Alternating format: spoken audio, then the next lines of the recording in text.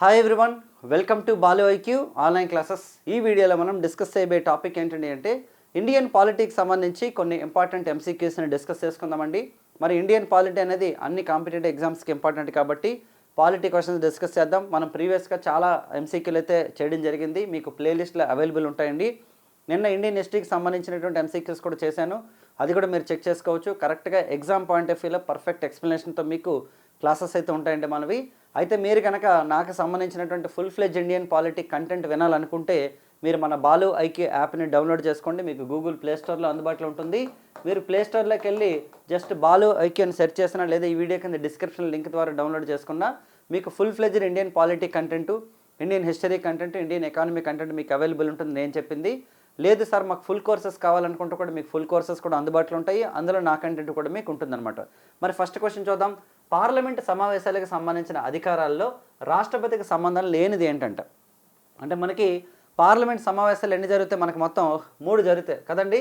సంవత్సరంలో మనకి 3 టైమ్స్ మనకి పార్లమెంట్ సెషన్స్ అవుతాయి. ఒకటి బడ్జెట్ సెషన్స్, రెండోది మాన్సూన్, నెక్స్ట్ వచ్చేసి మనకి వింటర్ సెషన్స్. అయితే దీని ఆన్సర్ చెప్పిన తర్వాత నేను మీకు డీటెయిల్డ్ ఎక్స్ప్లెనేషన్ ఇస్తానండి. ఆప్షన్స్ చూద్దాం. సమావేశాలకి ఏర్పాటు చేసే అధికారమా, సమావేశాలను ప్రోరోగ్ చేసే అధికారం ఉండదా, సమావేశాలను అడ్జర్న్ మరియు సైన్ డే చేసే అధికారం ఉండదా, లేదా సాధారణ ఎన్నికల తర్వాత పార్లమెంట్లో ప్రసంగం ఉండదా అంటే మనకి సమావేశాలని అడ్జర్న్ అండ్ సైన్ చేసే అధికారం అనేది ఉండదండి. ఎందుకంటే ఈ సమావేశాలు పార్లమెంట్లో అంటే మనకి లోక్సభలో అయితే లోక్సభలో సమావేశాలని అడ్జర్న్ అండ్ సైన్ డే అధికారులు మనకి స్పీకర్ అండర్లో ఉంటాయన్నమాట. యాక్చువల్లీ ప్రెసిడెంట్ ఆఫ్ ఇండియాకి సంబంధం ఉండదండి. ఒకటి మనం గమనించాలి ఏంటంటే మనకి ఇండియన్ పార్లమెంటరీ సిస్టంలో సంవత్సరానికి మనకి 3 సార్లు పార్లమెంటరీ సమావేశాలు అవుతాయండి. బడ్జెట్ అండ్ మాన్సూన్ వచ్చే అండ్ వింటర్ సెషన్స్ అనమాట. మరి the maximum interval between the 2 sessions of the parliament వచ్చేసి మనకి 6 months అండి.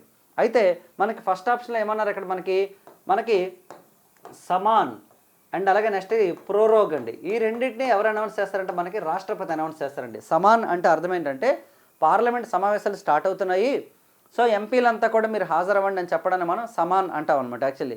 మరి ప్రోరోగ్ అంటే అర్థం ఏంటంటే ఎగ్జాంపుల్ మనకి మాన్సూన్ సెషన్స్ ఉన్నాయి, జూలై 20th నుండి స్టార్ట్ అవుతాయని చెప్పేసి మనకి కిరణ్ రిజిజు గారు ప్రకటించడం జరిగింది. మరి ఒకవేళ జూలై 20 తర్వాత ఎప్పుడైతే కంప్లీట్ అయిపోతాయో, పూర్తి అయిపోయిన తర్వాత సమావేశాలు కంప్లీట్ అయిన కనుక రాష్ట్రపతికి ఒక అఫీషియల్ అనౌన్స్మెంట్ ఇస్తే దాన్ని మనం ప్రోరోగ్ అంటాం అనమాట. సో సమాన్ అండ్ ప్రోరోగ్ ఈ రెండింటిని కూడా మనకి రాష్ట్రపతి గారు అనౌన్స్ చేస్తారండి. అలా కాకుండా వన్స్ సమావేశాలు స్టార్ట్ అయిన తర్వాత మనకి లోక్సభలో అడ్జర్న్ అండ్ సైన్ డే వచ్చేసి మనకి స్పీకర్ అండర్లో ఉంటాయన్నమాట. మరి అడ్జర్న్ అంటే ఏంటి, సైన్ డే అంటే అర్థం ఏంటి? అడ్జర్న్ అంటే అర్థం ఏంటండి అంటే మనకి సమావేశాన్ని వాయిదా వేయడం. ఎలా అంటే సమావేశాలు ఎలా వాయిదా వేస్తారంటే మనకి బ్రేక్ ఇవ్వడం అనమాట. యాక్చువల్లీ ఇప్పుడు ఎగ్జాంపుల్ మనకి సమావేశం అవుతుంది, the house is adjourn 10 minutes, the house is adjourn for 5 minutes, the house is adjourn for tomorrow. ఇలా అనౌన్స్ చేశారనుకోండి తాత్కాలిక వాయిదా, అంటే మళ్ళీ టైం చెప్పి వాయిదా వేస్తే దాన్ని అడ్జర్న్ అంటారండి. అలా టైం చెప్పకుండా ద హౌస్ ఈజ్ అడ్జర్న్ అన్నారనుకో దాన్ని మనం సైన్ డే అంటామండి. అది కూడా స్పీకర్ అనౌన్స్ చేస్తారండి. కాకపోతే మళ్ళీ ఎప్పుడు సమావేశాలు పెట్టాలనేది మళ్ళీ స్పీకరే చెప్తారనమాట. యాక్చువల్లీ ఎప్పుడు అవుతాయన్నది అంటే లోక్సభ సెక్రటరీ జనరల్ మనకి అనౌన్స్మెంట్ ఇస్తారు. అలా కాకుండా పూర్తిగా సమావేశాలు కంప్లీట్ అయిపోయాయి అని అనౌన్స్ చేస్తే మనం దాన్ని ప్రోరోగ్ అంటాం అనమాట. వెరీ వెరీ ఇంపార్టెంట్, గుర్తుపెట్టుకోండి. సమాన్ అండ్ ప్రోరోగ్ ఎవరి అండర్లో ఉంటాయంటే మనకి ప్రెసిడెంట్ ఆఫ్ ఇండియా అండర్లో ఉంటాయండి.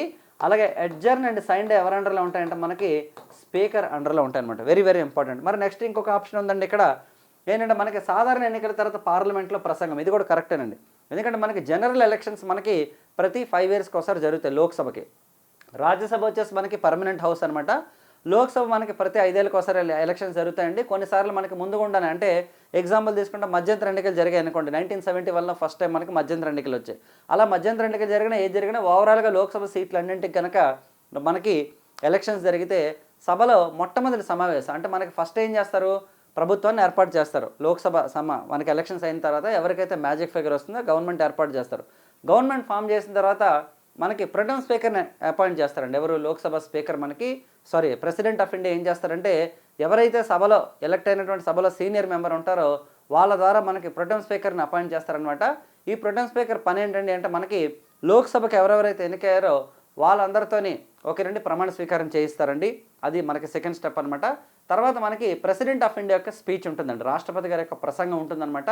అలాగే రాష్ట్రపతి గారి యొక్క ప్రసంగాన్ని ఎవరు తయారు చేస్తారంటే మనకి మంత్రిమండలి అండి, యూనియన్ క్యాబినెట్ మనకి ప్రిపేర్ చేస్తుంది. Very very important. మరి మంత్రిమండలి తయారు చేసినటువంటి స్పీచ్ని పార్లమెంట్లో ప్రసంగించిన తర్వాత పార్లమెంట్ యొక్క 2 హౌసెస్లు అంటే లోక్సభలో రాజ్యసభలో ఏమవుతుందంటే మనకి ధన్యవాద తీర్మానం అండి. దీన్ని మనం మోషన్ ఆఫ్ థ్యాంక్స్ అంటారనమాట. ఇది జరుగుతుంది.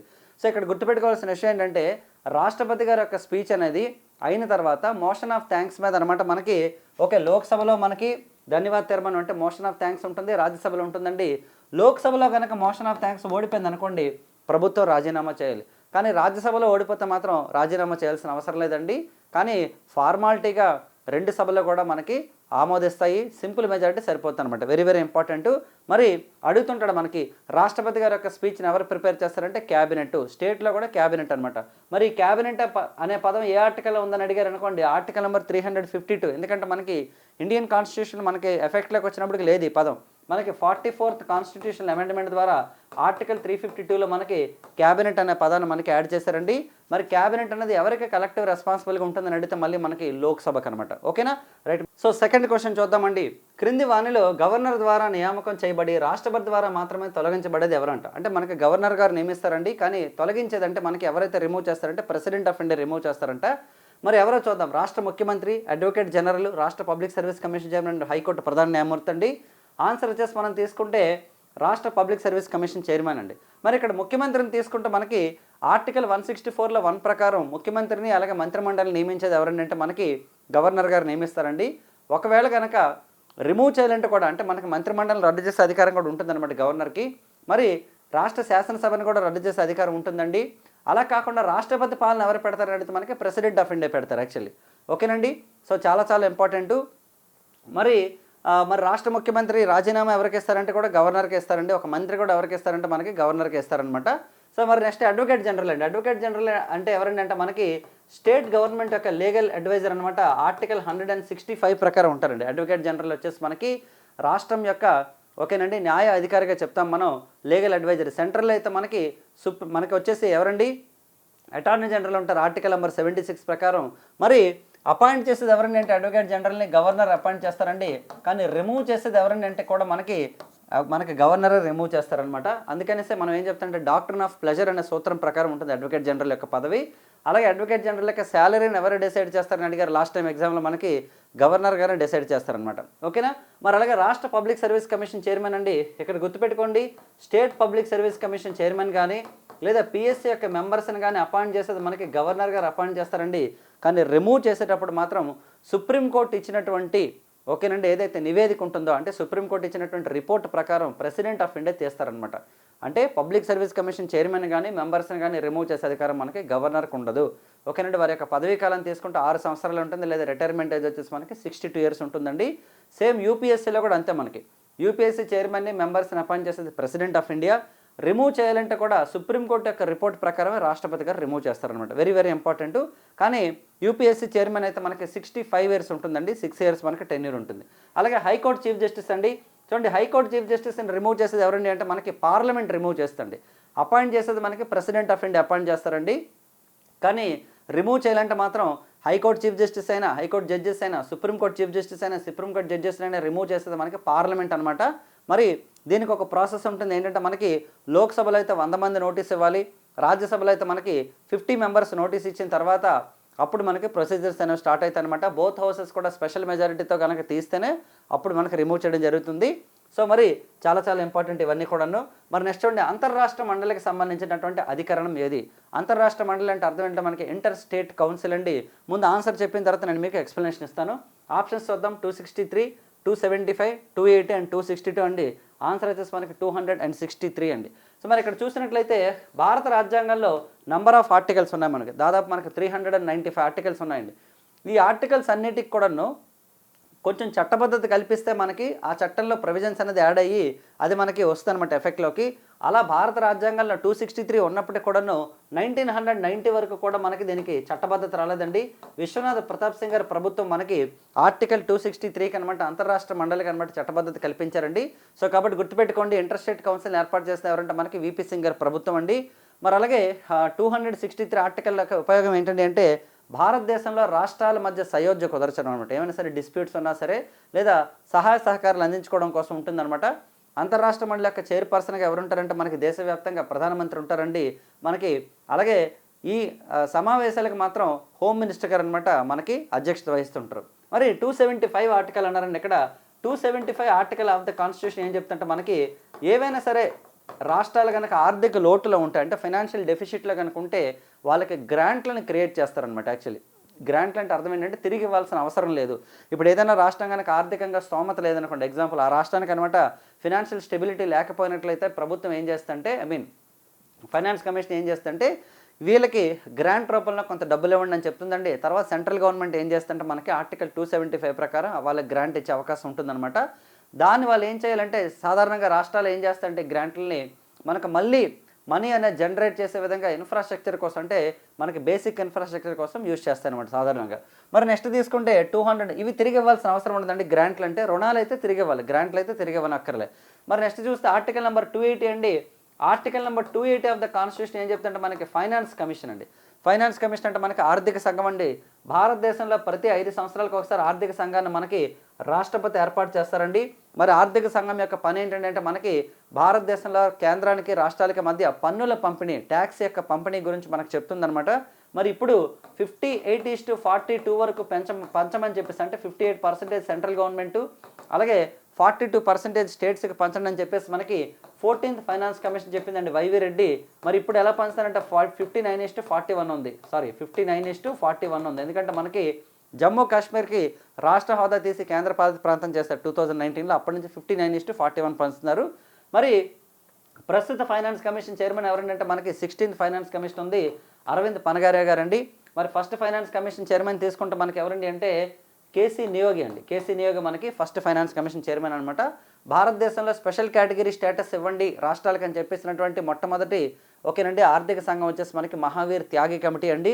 అలాగే ఆంధ్రప్రదేశ్ రాష్ట్ర ముఖ్యమంత్రిగా, అంటే ఉమ్మడి ఆంధ్రప్రదేశ్ రాష్ట్రానికి ముఖ్యమంత్రిగా పనిచేసి ఫైనాన్స్ కమిషన్ చైర్మన్గా చేసింది ఎవరండి అంటే మనకి కాసు బ్రహ్మానందరెడ్డి గారు అండి. 6వ ఫైనాన్స్ కమిషన్కి చైర్మన్గా చేశారనమాట. మరి నెక్స్ట్ తీసుకుంటే 262 అండి వచ్చేసి మనకి ట్రిబ్యునల్స్ అండి. ఓకే, ట్రిబ్యునల్స్కి సంబంధించింది. So very important. మనకి ఆర్టికల్స్ అమెండ్మెంట్స్ అన్నీ ఇంపార్టెంటే. నేను మీకు కాన్సెప్ట్ చెప్పిన మొత్తం ఏ కాన్సెప్ట్ అయితే చెప్పానో అందులో ప్రతిదీ కూడా డీటెయిల్గానే ఎక్స్ప్లెయిన్ చేశాను.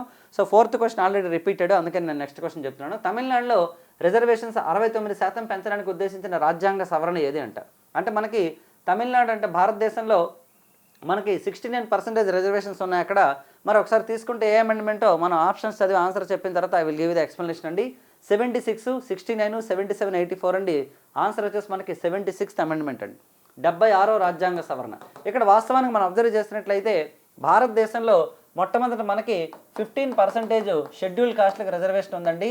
అలాగే షెడ్యూల్డ్ ట్రైబ్స్కి 7.5% రిజర్వేషన్ అండి. ఇది మొదటి రాజ్యాంగ సవరణ ద్వారా మనకి నెహ్రూ గారు ప్రభుత్వం ఇచ్చింది. తర్వాత ఓబీసీ రిజర్వేషన్స్ అండి, అంటే మనకి మండల్ కమిషన్ రికమెండేషన్స్ మేరకు ఓబీసీలు అంటే అదర్ బ్యాక్వర్డ్ క్లాసెస్కి 27% రిజర్వేషన్ ఇచ్చారనమాట. సో మొత్తం ఎంత అయిందంటే 49.5% అయింది. అయితే ఇదే మండల్ కమిషన్ ఏం చెప్పిందంటే ఈడబ్ల్యూఎస్ రిజర్వేషన్ కూడా ఇమ్మని చెప్పింది అనమాట. మరి ఈడబ్ల్యూఎస్ రిజర్వేషన్ కూడా మనకి 10% పివి నరసింహ గారు ప్రభుత్వం ఇస్తే దీని మీద మనకి ఇందిరా సహాని అనే పర్సన్ అనమాట కేసు వేశారండి. సో ఇందిరా సహాని కేసులో సుప్రీంకోర్టు ఏం చెప్పిందంటే the total reservations should not cross more than 50%, అంటే 50% దాటకూడదని చెప్పేసి మనకి జడ్జిమెంట్ అయితే ఇచ్చారండి. సో మరి దీన్ని క్రాస్ చేయడం కోసం మరి 69% రిజర్వేషన్స్ ఉండాలి అంటే మరి సుప్రీంకోర్టు జడ్జిమెంట్ ఉంది కాబట్టి ఏం చేశారంటే 76వ రాజ్యాంగ సవరణ చేయడం జరిగిందనమాట 69% రిజర్వేషన్ ఇవ్వడానికి. మరి సార్ మరి 76 రిజర్వేషన్ మనకి రాజ్యాంగ సవరణ చేసినంత మాత్రాన మరి కోర్టు ఊరుకుంటుందా అంటే మరి జ్యుడిషియల్ రివ్యూలోకి అంటే కోర్టు పరిధిలోకి రాకుండా కొన్ని అంశాలు చేయడం కోసం 9వ షెడ్యూల్ ఉంది మనకి. ఫస్ట్ అమెండ్మెంట్ ద్వారా చేశారు నెహ్రూ గారు ప్రభుత్వం భూ సంస్కరణల కోసం. కాబట్టి షెడ్యూల్ నెంబర్ 9లో పెట్టేశారనమాట తీసుకెళ్ళి. అయితే ఇప్పుడు గుర్తుపెట్టుకోండి సార్, మరి షెడ్యూల్ నెంబర్ 9 అనేది అందులో పెట్టేస్తే రాజ్యాంగ సవరణ చేసిన ఏ అంశాలు కూడా కోర్టు పరిధిలోకి రావా అంటే వస్తాయి. ఎందుకంటే 2007లో సుప్రీంకోర్టు ఏం చెప్పిందంటే IR Coelho versus state of Tamil Nadu కేసులో ఏం చెప్పిందంటే ఇక నుంచి కూడా అంటే ఎప్పటి నుంచి 1973 ఏప్రిల్ 24. ఇదేంటండి ఈ డేట్ చెప్తున్నారు మీరంటే 1973 ఏప్రిల్ 24 మనకి కేశవానంద భారతి కేసు యొక్క జడ్జిమెంట్ వచ్చిందండి. 13 మంది జడ్జెస్తో ఇచ్చినటువంటి జడ్జిమెంట్, అది లాంగెస్ట్ మనకి బెంచ్ అనమాట అది యాక్చువల్లీ. సో మరి ఈ జడ్జిమెంట్ నుంచి అంటే ఎప్పటి నుంచి ఏదైతే కేశవానంద భారతి కేసు జడ్జిమెంట్ వచ్చిందో అప్పటి నుంచి పార్లమెంట్ చేసిన ప్రతి చట్టాన్ని కూడా మనం 9వ షెడ్యూల్లో పెట్టినప్పుడు కూడా జ్యుడిషియల్ రివ్యూ కిందకి తీసుకుంటామని చెప్పేసి మనకి 2007లో ప్రకటించడం జరిగింది. సో మరి దాన్ని అధిగమించడం కోసం మనకి అప్పట్లో 76 రాజ్యాంగ సవరణ చేశారండి మనకి. కాకపోతే అదే మనకి అలాగే 69 రాజ్యాంగ సవరణ ఏంటి ఇక్కడ కన్ఫ్యూజ్ అవుతాం మనం. 69 అక్కడ ఇచ్చే 69 అక్కడ ఇస్తే మరి 69th అమెండ్మెంట్ ఏంటమ్మా అంటే మనకి భారతదేశంలో ఢిల్లీకి ఆ రాజధాని హోదా ఇచ్చారనమాట. యాక్చువల్లీ అంటే మనకి క్యాపిటల్ టెరిటరీ హోదా ఇచ్చారనమాట. 70 అసెంబ్లీ స్థానాలను క్రియేట్ చేసి మనకి 16 అమెండ్మెంట్ ద్వారా అనమాట క్యాపిటల్ టెరిటరీ హోదా ఇచ్చారు. అయితే 70th అమెండ్మెంట్ కూడా ఇంపార్టెంట్. నేను మీకు ఇక్కడ ఇవ్వలేదు. 70 రాజ్యాంగ సవరణ ఏం చెప్తుందంటే, మరి ఢిల్లీలో అసెంబ్లీ సభ్యుల సంఖ్య 70 ఉంది, పాండిచ్చేరిలో అసెంబ్లీ సభ్యుల సంఖ్య 30 ఉందండి. వీళ్ళిద్దరు కలిపి 100 మంది ఎమ్మెల్యేలు కదా. మరి రాష్ట్రపతి ఎన్నికల్లో ఎమ్మెల్యేలు కూడా ఓటేయచ్చు. అంటే లోక్సభ రాజ్యసభ ఎమ్మెల్యేలు ఓటేయచ్చు. అన్ని రాష్ట్రాల్లో వేస్తారు కానీ ఈ 30 మంది మాత్రం వేయట్లా. అందుకని చెప్పి ఏం చేస్తారంటే ఢిల్లీకి, పాండిచ్చేరి అసెంబ్లీ సభ్యులకు కూడా రాష్ట్రపతి ఎలక్టరల్ కాలేజీలో ఓకేనండి మనకి వాళ్ళు కూడా ఓటేసే విధంగా మనకి ఈ 70 రాజ్యాంగ సవరణ అయితే చేయడం జరిగింది. So very very important. 70 కూడా చెప్పాను ఇక్కడ మీకు. నెక్స్ట్ 77 అండి. 77 ఏంటంటే మనకి ప్రమోషన్స్లో రిజర్వేషన్ అండి. అంటే షెడ్యూల్ కాస్ట్ మరియు షెడ్యూల్ ట్రైబ్స్కి ప్రమోషన్స్లో రిజర్వేషన్స్ ఇవ్వడం కోసం మనకి చేసినటువంటి రాజ్యాంగ సవరణ మనకి 77th అమెండ్మెంట్ అనమాట. వెరీ వెరీ ఇంపార్టెంట్ అది కూడా. మరి 84th అమెండ్మెంట్ ఏంటమ్మా అంటే ఇప్పుడు ప్రజెంట్ ట్రెండింగ్లో ఉంది. ఎందుకంటే డీలిమిటేషన్ అనే పదం ఉందండి. డీలిమిటేషన్ అంటే అర్థం ఏంటి? ప్రతి 10 సంవత్సరాలకు ఒకసారి జనాభా లెక్కలు కండక్ట్ చేస్తారు. 1881 నుంచి మనకి జనాభా లెక్కలు కండక్ట్ చేస్తున్నారు. లాస్ట్ సెన్సస్ మనకి 2011లో జరిగాయి. మరి ఇప్పుడు కనుక జనాభా లెక్కలు జరిగితే మళ్ళీ జనాభా పెరిగిన తర్వాత ఏం చేస్తారంటే డీలిమిటేషన్ చేయాలి. 82 ఆర్టికల్ ప్రకారం డీలిమిటేషన్లు ఎప్పటిదాకా మనకి 4 సార్లు కమిటీలు వేశారండి. ఈ డీలిమిటేషన్ కమిటీ ఏం చెప్తుంటే లోక్సభ స్థానాలు పెంచడం గురించి, అసెంబ్లీ స్థానాలు పెంచడం గురించి చెప్తుందనమాట. అయితే మనకి ఏం చేస్తారంటే 84th అమెండ్మెంట్ ద్వారా ఏం చేస్తారంటే 2026 వరకు కూడా ఓకేనండి పెరగకుండా చేశారనమాట. 2026 వరకు భారతదేశంలోని అసెంబ్లీ స్థానాలు కానీ లోక్సభ స్ట్రెంగ్త్ పెంచకూడదని చెప్పేసి చేశారండి. ఇప్పుడు మరి 2026 వచ్చేసింది కదా. ఇప్పుడు మనకు ఆల్రెడీ సెన్సస్ జరుగుతున్నాయి కాబట్టి భారతదేశ ప్రభుత్వం కూడా డీలిమిటేషన్ చేయడానికి చూస్తుంది. కాకపోతే జనాభా ప్రాతిపదికన చేయకుండా వేరే ఏదైనా ఆల్టర్నేషన్ ఆలోచించాలి, లేదంటే మనకి పాతవే అలాగే కంటిన్యూ చేయాలని ఉద్దేశంతో మనకు చెప్తారండి ప్రతిపక్షాలన్నీ కూడా. సో అయితే ఈ టైంలో మనకి సెంట్రల్ గవర్నమెంట్ ఏంటి అనౌన్స్ చేస్తుందంటే, సో ఎవరికి ఇబ్బంది లేకుండా మేము అన్ని రాష్ట్రాల్లో కూడా ఉన్నటువంటి అసెంబ్లీ స్థానాలనే 50% పెంచేద్దామని చెప్పేసి చెప్పారనమాట. అంటే ఇప్పుడు ఎగ్జాంపుల్ తెలంగాణలో తీసుకుంటే 119 అసెంబ్లీ స్థానాలు ఉన్నాయి కాబట్టి ఇక్కడ 60 పెరిగితే 180 అవుతాయి అరౌండ్. మరి 175 ఉన్న ఆంధ్రప్రదేశ్లో ఇక్కడ మనం 82 వరకు పెంచుదామని చెప్పేసి చెప్పారనమాట యాక్చువల్లీ. సో అలా అనమాట మనకి అసెంబ్లీ స్థానాలు పెంచుదాము. అలాగే మనకి లోక్సభ స్థానాలు కూడా సేమ్ 25 ఉన్నాయి కదా, 25 కాస్త 12 పెరిగితే ఆంధ్రప్రదేశ్లో 37 అవుతాయి లోక్సభ స్థానాలు. తెలంగాణలో అయితే మనకి 8 పెరిగితే 17 కాస్త 25 అవుతాయని చెప్పేసి మనకి చెప్పడం జరుగుతుందనమాట. సో దీనికి సంబంధించి ఈ పార్లమెంట్ వర్షాకాల సమావేశాల్లో బిల్లు పెట్టే అవకాశం ఉంటుంది. మరి అలాగే మహిళా రిజర్వేషన్లు కూడా 2034కి వస్తాయని చెప్పారండి మనకి 106 రాజ్యాంగ సవరణ చట్టం ద్వారా.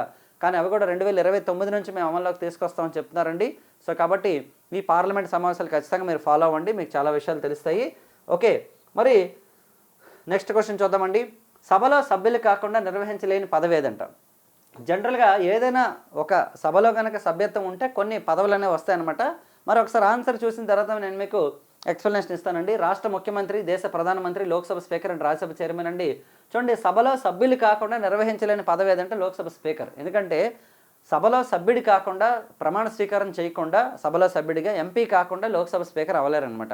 సార్ మరి మిగతా అవ్వచ్చు అంటే అవ్వచ్చు, రాష్ట్ర ముఖ్యమంత్రి అవ్వచ్చు. ఎందుకంటే ఒక వ్యక్తి ఎమ్మెల్యే కానీ ఎమ్మెల్సీగా కానీ కాకుండా they can become the chief minister of a state అండి. ఎగ్జాంపుల్ ఉందా అంటే ఉంది. 2017లో యోగి ఆదిత్యనాథ్ గారు లోక్సభ మెంబర్గా ఉన్నారు అతను యాక్చువల్లీ. కానీ అతను ఉత్తరప్రదేశ్ రాష్ట్రానికి ముఖ్యమంత్రి అయ్యారండి యాక్చువల్లీ. సో కాబట్టి అసెంబ్లీలో ఉండాలి. ఎందుకంటే ఒక వ్యక్తి ముఖ్యమంత్రి అవ్వాలి అంటే ఖచ్చితంగా రాష్ట్ర అసెంబ్లీలో కానీ కౌన్సిల్లో కానీ ఉండాలి మెంబరు. కానీ ఆయన పార్లమెంట్ సభ్యుడు కదా. సో పార్లమెంట్కి రాజీనామా చేశారు. రాజీనామా చేసిన తర్వాత మళ్ళీ వాళ్ళకి కౌన్సిల్ కూడా ఉంది. ఎందుకంటే అప్పుడే ఉత్తరప్రదేశ్ ఎన్నికలు అయ్యాయి కాబట్టి మళ్ళీ ఎమ్మెల్యేగా పోటీ చేయకుండా లెజిస్లేటివ్ కౌన్సిల్ మెంబర్ ద్వారా అనమాట అతను ముఖ్యమంత్రి అయ్యారండి. సో మరి దేశ ప్రధానమంత్రి తీసుకుంటే మనకి పివి నరసింహారావు గారు ఉన్నారు కదా. లోక్సభలో కానీ రాజ్యసభలో కానీ సభ్యత్వం లేకుండా భారతదేశంలో ప్రధానమంత్రి అయినటువంటి మొట్టమొదటి మరియు ప్రస్తుతానికి ఏకైక వ్యక్తి మనకి పివి నరసింహారావు గారు అండి. ఆయన 1991 నుంచి 96 దాకా మనకి ప్రైమ్ మినిస్టర్గా చేశారండి. మరి ఈయన ఎక్కడి నుంచి గెలిచారు? మనకి నంద్యాల నుంచి గెలవడం జరిగిందనమాట తర్వాత లోక్సభకి. ఓకేనా.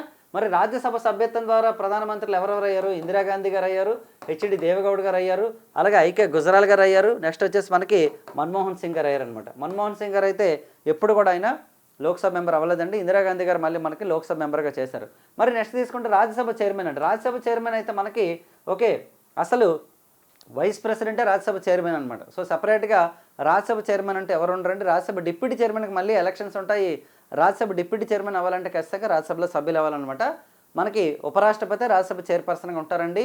ఉపరాష్ట్రపతి రాష్ట్రపతిగా ఉన్నప్పుడు మాత్రమే రాజ్యసభ చైర్మన్గా ఉండరు. మిగతా అంత టైంలో కూడా రాజ్యసభ చైర్పర్సన్గా ఉండొచ్చు అనమాట.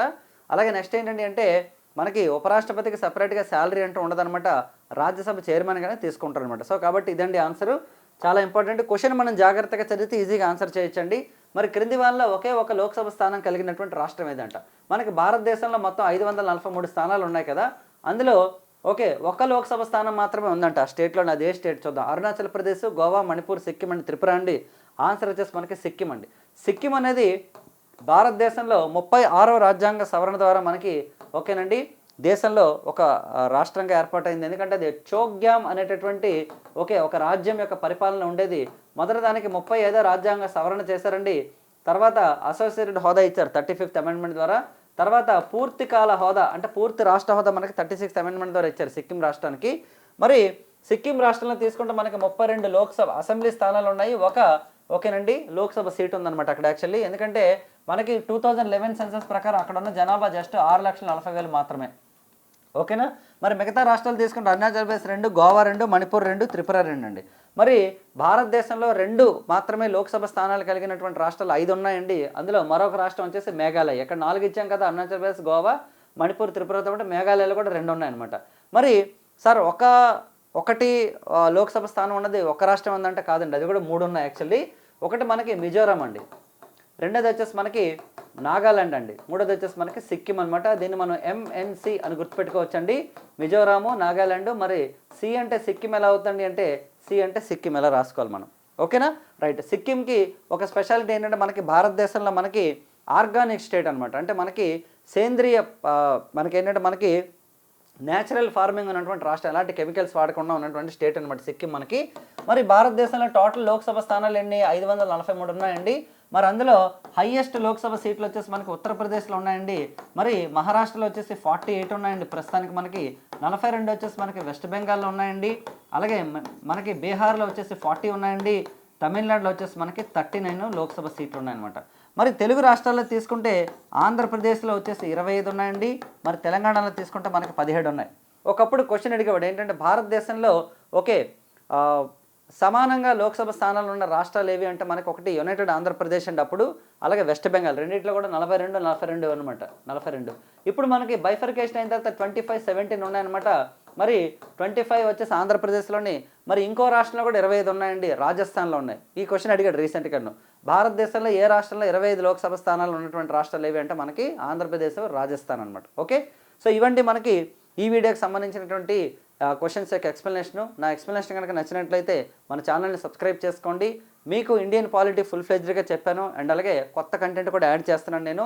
అలాగే పాలిటీ, కరెంట్ అఫైర్స్ కూడా చెప్తాం, ఎకానమీ, హిస్టరీ, ఏ సబ్జెక్ట్ అయినా సరే ఈ 3 సబ్జెక్టులు నేను చెప్పినా మీకు చాలా క్లారిటీగా చెప్పడం జరుగుతుందండి. అంటే అప్పుడప్పుడే నేర్చుకుంటున్న వ్యక్తులకి అద్భుతంగా ఉపయోగపడుతుంది. అలాగే ఆల్రెడీ కంటెంట్ తెలిసిన వ్యక్తులకు కూడా చాలా బాగా అండర్స్టాండ్ అయ్యే విధంగా నేను మీకు డెప్త్ లెవెల్లో కంటెంట్ అయితే చెప్తాను. So basic to advance level classes ఉంటాయి. సో మన బాలోయిక్ యాప్ని డౌన్లోడ్ చేసుకోండి.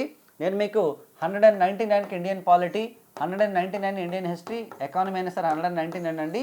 సో 3 కలిపి 399కి మీకు ప్రొవైడ్ చేస్తున్నాం 6 months వ్యాలిడిటీతోని. సో నెక్స్ట్ వీడియోలో మళ్ళీ కలుద్దాం. మన బాలోయిక్ యాప్ని గూగుల్ ప్లే స్టోర్ నుంచి డౌన్లోడ్ చేసుకోండి. Thank you so much and wish you all the best.